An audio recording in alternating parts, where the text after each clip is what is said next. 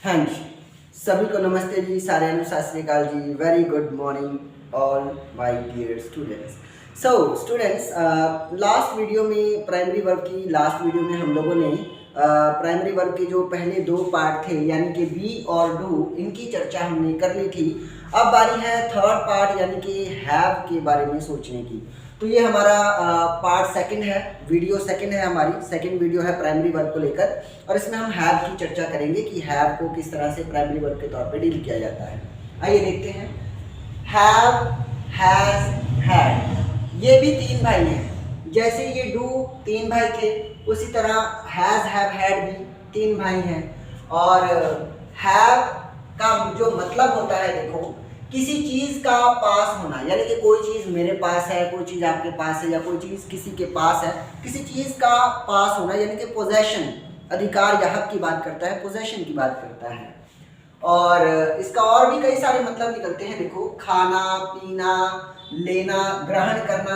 अब ग्रहण वाला वो नहीं जो सूरज या चंद्रमा को ग्रहण रखता है। ग्रहण करने का मतलब है कि अपनाना। जैसे कभी कभी हम लोग कहते हैं ना शुद्ध हिंदी में, कृपया आसन ग्रहण कीजिए। मान लो हमारे घर में कोई बड़े मेहमान आते हैं तो हम उसे कहते हैं कृपया स्थान ग्रहण कीजिए या आसन ग्रहण कीजिए। तो ग्रहण कीजिए यानी कि आसन लीजिए, यानी कि विराजिए। आनंद लेना, खुशी मनाना, एंजॉय करना। दुख झेलना भी इसका मतलब होता है, यानी कि किसी चीज़ से सफ़र करना, है ना। जैसे हम लोग कहते हैं I am having from fever, मुझे बुखार है, यानी कि मैं बुखार से सफ़र कर रहा हूँ, यानी कि उसको झेल रहा हूँ, तो मुझे बुखार है। तो ये इस तरह के सेंस जो है वो हैव के हो जाते हैं। हैव, हैज़, हैड, तीनों के लिए ये सेम मीनिंग वर्क करते हैं। तो आओ देखते हैं। कह रहा है हैव और हैज़ दोनों सगे भाई हैं, और हैड जो है वो सौतेला भाई है। हैज़ और हैव ने भी पिछले दो भाइयों की तरह, यानी कि डू और डज की तरह, धक्के मार के इस हैड को घर से बाहर निकाल दिया था। लेकिन इस हैड ने हार नहीं मानी, ये आगे बढ़ा और बढ़ता गया। जब ये घर से बाहर निकला ना तो सीधे पहुंचा ये रेलवे स्टेशन। वहां पर जाकर इसने कूली का काम किया। कूली का काम करते करते इसे पसीना आ रहा था, और इस पसीने को इसने अपने गमछी से जब साफ करने की कोशिश की ना, कि तभी एक बूढ़े आदमी ने इसको देखा। और जब इसको देखा तो उस बूढ़े आदमी को दया आ गई। उसने पूछा कि बेटा तुम इतनी मेहनत क्यों करते हो इस छोटी सी उम्र में। कहता बाबूजी अब और क्या करें, पेट, भूखे पेट के लिए कुछ ना कुछ तो करना पड़ेगा।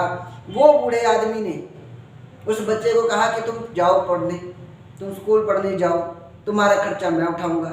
तो उस बूढ़े आदमी ने इस बंदे को सपोर्ट करी, और ये बंदा इतना ज़्यादा मेहनती तो था ही, पढ़ लिख गया इतना ज़्यादा, इसने अच्छी एजुकेशन हासिल कर ली कि इस हैव और इस हैड, इस हैज़, ठीक है, हैव और हैज़, इन दोनों से ज़्यादा पढ़ लिख गया।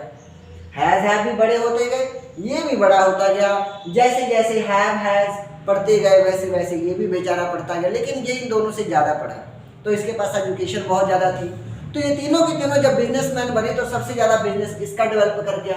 अब आगे क्या बात हुई वो मैं बता देता हूँ। हैव ने जब चीज़ों को डील करना शुरू किया, हैव ने जब अपने बिजनेस में जब डीलिंग करनी शुरू की, तो देखो किन किन से डील करता है। ये कह रहा है कि यू, वी, दे तथा प्लूरल सब्जेक्ट, यानी कि जिनके साथ डू ने, जिनके साथ वर ने, जिनके साथ डू ने, जिनके साथ वर ने, और जिनके साथ आर ने, यानी कि इन तीनों ने जिन सब्जेक्ट के साथ डील की थी, और इन दोनों ने जिस आई के साथ डील की थी, कह रहा इन सब के साथ हैव भी डील करता है, HAVE, हैव। तो हैव की डील किनसे होती है? इन सभी से हैव की डील होती है। और अब बात हो जाती है हैज की। तो हैज जो है ये रहा हैज, जिनसे डज ने डील की, जिनसे वॉज ने डील की, जिनसे इज ने डील की, उन्हीं सब के साथ ये हैज भी डील करता है, यानी कि ही, शी तथा थर्ड पर्सन सिंगुलर सब्जेक्ट के साथ हैज जो है वो डील करता है। अब बारी आती है इसकी, जरा गौर से देखिए इसे। ये वही है जिसे घर से बाहर निकाल दिया गया था, जिसने रेलवे स्टेशन पे जाके कूली का काम किया, और इसे थोड़े बहुत पैसे मिले, तब जाकर इसने अपना पेट भरना शुरू किया।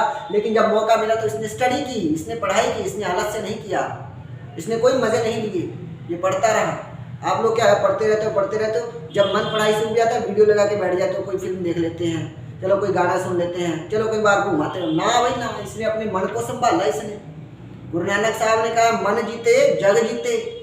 मन को जीत लोगे तो जग को जीत लोगे। इसने अपने मन को जीता, इसलिए आज इसने पूरी दुनिया जीत ली। इसका बिजनेस सबसे ज्यादा ग्रो कर गया। और ये जानते हो किस किस के साथ आज डील करता है?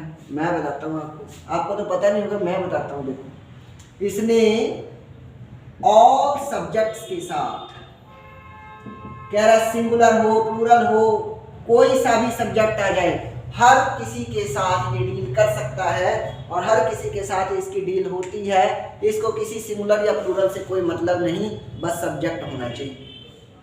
तो देख रहे हो, मेहनत करने का भाई फल तो मिलता ही है। आप भी मेहनत करोगे, आपको भी फल मिलेगा।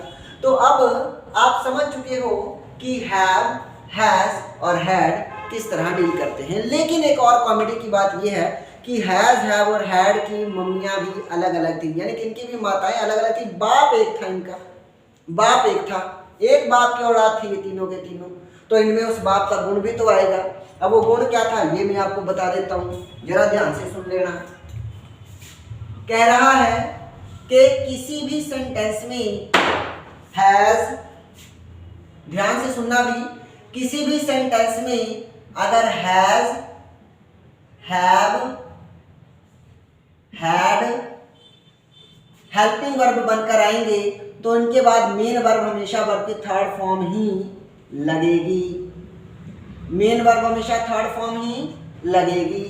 लेकिन अगर हैज, हैव, हैड के बाद TO2 लग जाए तो फिर वर्ब की फर्स्ट फॉर्म ही लगेगी, वर्ब की फर्स्ट फॉर्म ही लगेगी। एक बात और कहता है, अगर इसी हैज, हैव, हैड के बाद टू लग जाए और 2 प्लस BEB लग जाए तो वर्ब की थर्ड फॉर्म ही लगेगी। तो देख रहे हैं किस तरह से डील करते हैं ये सारे केसेस आपको याद होने चाहिए कि हैज, हैव, हैड के साथ इतने तरह के केस हो जाते हैं। और एक बात मैं आपको और बता दूं कि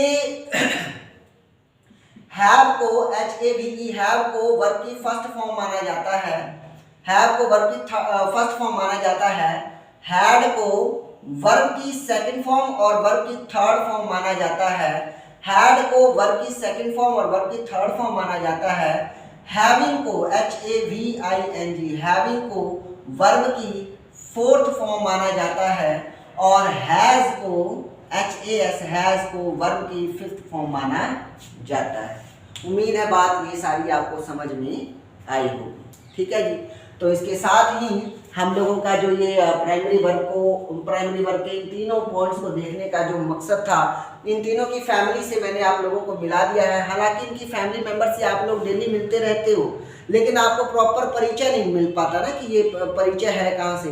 आप आते जाते इन सभी को देखते हो, ये सारे मेंबर्स आपके घर में आते जाते रहते हैं, आपकी भाषा में आते जाते रहते हैं, लेकिन आपको पता ही नहीं चलता कि भाई कौन किसका किससे क्या रिलेशन है। तो मैंने ये सारे रिलेशन यहाँ पर खोल के रख दिए हैं।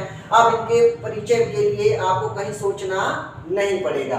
उम्मीद है आपको मेरा ये छोटा सा प्रयास बहुत अच्छा लगा होगा। और अगर आपको ये सारी जानकारी अच्छी लगी है तो सबसे पहले मेरे चैनल को सब्सक्राइब कीजिए और फिर उसके बाद वीडियो को अगर अच्छी लगी है तो लाइक कीजिए। और अगर आपने लाइक कर दिया है तो ये आपकी मोरल रिस्पॉन्सिबिलिटी है कि आप इसको शेयर भी करें।